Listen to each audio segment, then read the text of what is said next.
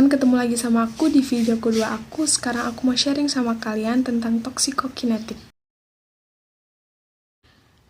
Apa sih itu toksikokinetik? Toksikokinetik merupakan ilmu yang mempelajari tentang kinetika zat toksik atau pengaruh tubuh terhadap zat toksik. Terus dalam toksikokinetik juga mempelajari tentang atme atau absorpsi, distribusi, metabolisme, dan ekskresi.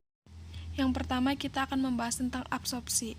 Absorpsi ditandai oleh masuknya xenobiotika atau tokson dari tempat kontak atau paparan menuju sirkulasi sistemik tubuh atau pembuluh limfe. Absorpsi sistemik tokson dari tempat ekstravaskular dipengaruhi oleh sifat-sifat anatomik dan fisiologik tempat absorpsi, sifat membran biologis dan aliran kapiler darah tempat kontak, serta sifat-sifat fisikokimia tokson dan bentuk farmasetik tokson seperti tablet, salep, sirup, aerosol, suspensi, atau larutan. Nah, di sini aku ambil contoh jurnal yang berjudul tentang efek paparan kronik timbal atau PB per oral pada struktur histopatologik tikus putih. Bisa dilihat di abstrak bahwa tujuan dari penelitian ini adalah untuk menganalisis pengaruh ketoksikan dari timbal pada struktur histopatologik lambung tikus putih jantan jalur Wistar dengan dipaparkan PB per oral. Contoh absorpsi dari jurnal yang sudah saya bacakan tadi adalah salah satu sistem masuknya logam timbal ke dalam tubuh, yaitu melalui sistem pencernaan. Nah, jika logam timbal masuk ke dalam tubuh, akan menyebabkan beberapa gangguan penyakit seperti gangguan kesadaran, anemia, hipertensi, perubahan tingkah laku, dan masih banyak lagi. Yang kedua yaitu distribusi. Setelah xenobiotika mencapai sistem peredaran darah, ia bersama darah akan diedarkan atau didistribusikan ke seluruh tubuh.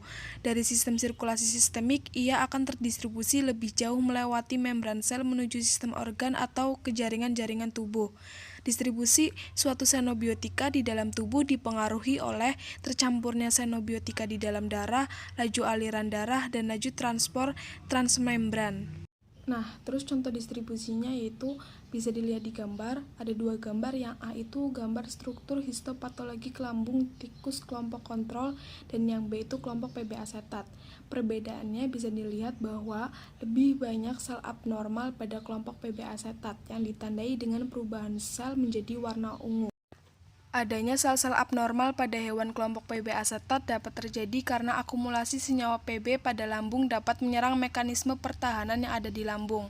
Senyawa PB dapat menyebabkan kerusakan pada lambung melalui beberapa mekanisme, antara lain menghambat sintesis prostaglandin, termasuk sekresi mukus dan bikarbonat, menghambat aliran darah ke dalam sel mukosa, menghambat regenerasi sel epitel, dan fungsi imunosit mukosa.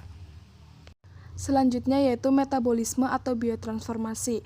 Perubahan xenobiotik yang dikatalisa oleh enzim tertentu dalam sel hidup, yaitu merubah struktur kimia dari bahan kimia asing sehingga hasil metabolisme tersebut secara kimiawi berbeda dari senyawa awalnya.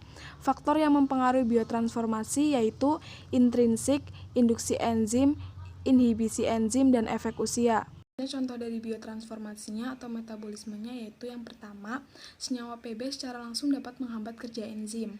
Yang kedua, PB dapat berikatan dengan protein dengan menggantikan ion-ion endogen dari metaloenzim.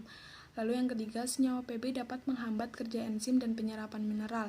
Dan yang terakhir, turunannya mekanisme pertahanan yang ada di lambung tersebut dapat terjadi secara terus-menerus, akan mengakibatkan integritas sel-sel epitel, lapisan pertahanan pada dinding lambung menurun.